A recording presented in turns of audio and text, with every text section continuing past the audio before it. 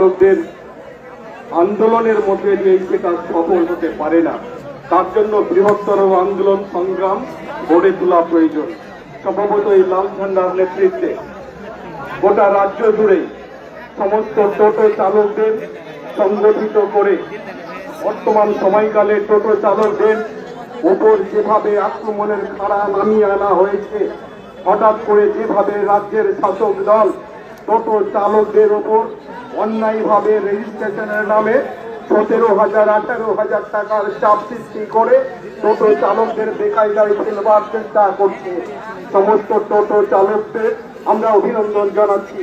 এই সময়কালে শুধুমাত্র শামসারগঞ্জ ব্লক এলাকায় না, গোটা রাজ্য জুড়েই সিআইটির পতাকা তলে সংগঠিত হয়ে গোটা রাজ্যে গোটা জেলায় এভাবেই টোটো চালকরা সংগঠিত হয়েছে এবং টোটো চালকরা তাদের দাবি অনেকটাই আদায় করতে সক্ষম হয়েছে।